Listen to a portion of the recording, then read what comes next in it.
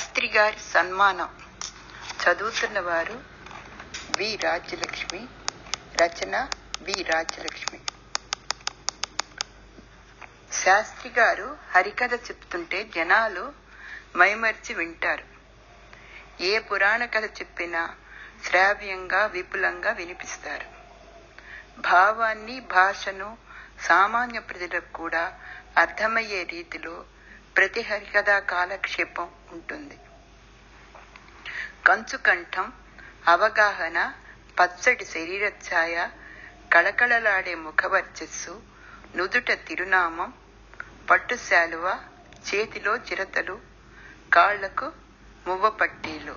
ఆయన్ని చూడగానే భక్తిభావం కలగక మానదు. ఊరివారి మనోభావాలను ఆకళింపు చేసుకుని సమయానుకూలంగా పిట్టకథలు చెప్తారు. వృత్తిరీత్యా అనేక ఊళ్ళు తిరుగుతూ అప్పుడప్పుడు ఒకే ఊళ్ళో నెలల తరబడి ఉండేవారు. ఆయన ఎక్కడ ఉంటే అక్కడ ఉచిత భోజనం, ఉచిత వసతి, సన్మానం రోజున ధనం. మొత్తానికి శాస్త్రి గారికి పేరు, ప్రతిష్ట, గౌరవం, సంపద అన్నీ లభిస్తున్నాయి.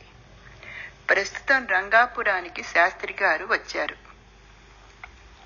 రంగాపురం ప్రజలు దైవచింతన, భక్తిభావం, మంచి స్నేహభావం, దాన ధర్మాలలో ఉదారులు. ప్రతి పండగ వారి స్థాయికి తగ్గట్టు వైభవంగా జరుపుకుంటారు. ఉగాది పంచాంగ శ్రవణం, సీతారామ కళ్యాణం, గణపతి నవరాత్రులు, దసరా నవరాత్రులు, అన్ని ఉత్సవాలు ఐకమత్యంగా జరుపుకుంటారు. ప్రస్తుతం రామాయణం హరికథగా శాస్త్రి గారితో చెప్పిస్తున్నారు. హరికథ జరుగుతుండగా మంగళహారతి పళ్ళం ప్రేక్షకుల దగ్గరికి తీసుకెళ్తారు. ప్రజలు తమకు తోచినంత సంతోషంగా వేస్తారు. ఆ సొమ్ము ఆయనకే చెందుతుంది. ఆఖరి రోజు ఘనంగా పర్సుతో కమిటీ వాళ్ళు సన్మానిస్తారు. ఈ విధంగా ప్రతిరోజు హరికథ జరుగుతున్న సమయంలో మంగళహారతి పళ్ళెం కళకళలాడుతూ గలగల్లాడుతుంది. కథ పూర్తయ్యే నాటికి కొంత అధికంగా ధనం చేకూరుతుందని శాస్త్రి గారికి తృప్తిగా ఉంది. ఇంకో వారం రోజుల్లో హరికథ ముగుస్తుంది. పొరుగురి వరలక్ష్మమ్మ గారు వినడానికి వచ్చారు. సత్రంలో ఉన్నారు. ఆవిడ పళ్ళెంలో డబ్బులు వెయ్యపోయారు.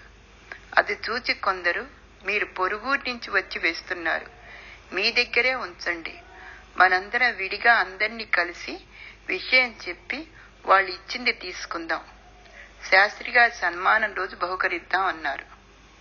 మర్నాడు నుంచి వరలక్ష్మమ్మ గారు ఇద్దరిని వెంటబెట్టుకుని గడప గడప తిరిగారు. పొరుగురి ఆవిడ ఇంత ఆసక్తిగా శ్రమిస్తూ తిరగటంతో అందరూ సంతోషంగా, గౌరవంగా, ఘనంగానే ఇచ్చారు. స్త్రీ శక్తి స్వరూపిణి కదా. హరికథ ముగిసింది, సమాప్తం అయ్యింది. అందరూ సంతోషంగా ఉన్నారు. మరుసటి రోజు సన్మానం ఏర్పాటు చేశారు. వేదిక పైన కూర్చున్న కమిటీ పెద్దలు కొందరు శాస్త్రి గారి గురించి మాట్లాడారు. పూజ్యులు శాస్త్రి గారికి మా ఊరి ప్రజలందరి తరఫున వందనాలు. ఈ నెల రోజులు మాకందరికీ రామాయణాన్ని వీణుల విందుగా నీటి కథలతో వినిపించారు. మా సన్మానం ఉడతాభక్తిగా స్వీకరించండి. పట్టుశాలువా కప్పి పూలమాల వేసి బరువైన పర్సు కమిటీ తరఫున ఇచ్చారు. మీ అభిమానం, ఆదరణ, మీ ప్రేమ మర్చిపోలేను.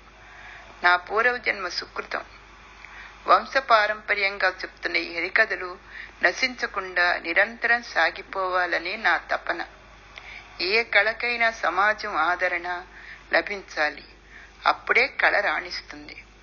మీకందరికీ నా కృతజ్ఞతలు, ఆశీస్సులు. భగవంతుని కృప, కరుణ, దీవెనలు మీకు సర్వదా ఉండాలని ప్రార్థిస్తున్నాను అంటూ చిరునవ్వుతో నమస్కరిస్తూ ముగించారు శాస్త్రి గారు. ప్రేక్షకుల్లో నుంచి ఒక వ్యక్తి వేదిక పైకి వచ్చారు.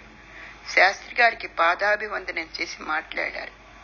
మనందరినీ ప్రోత్సాహపరిచి గడప గడప తిరిగి పొరుగురు నుంచి వచ్చి శాస్త్రి గారి శ్రావ్యమైన రామాయణ హరికథకు మన ఊరి వాళ్ళ నుంచి పైకం సమకూర్చిన స్త్రీమూర్తి శ్రీమతి వరలక్ష్మమ్మ గారిని వేదిక మీదకి రావాల్సిందిగా ఆహ్వానిస్తున్నాను. వరలక్ష్మమ్మ గారు వేదిక పైకి వచ్చారు. శాస్త్రి గారికి పాదాభివందనం చేశారు. శాస్త్రి గారు దీవించారు.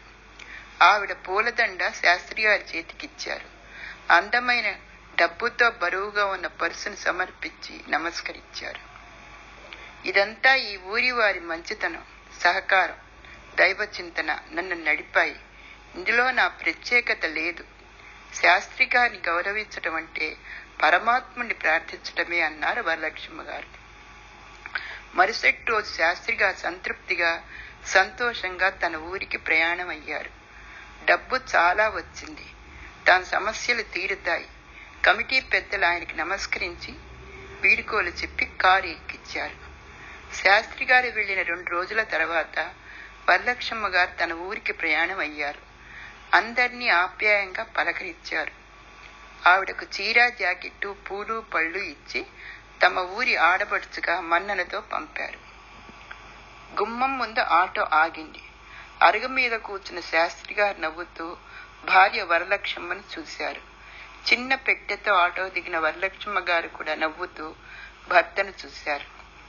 ఆ దంపతులకు ఇప్పుడు తమ సమస్య పరిష్కారం లభించింది. బీటలు బారిన ఇంటిని, పైకప్పును ఈ డబ్బుతో బాగు చేయించుకోవాలని నిర్ణయించుకున్నారు.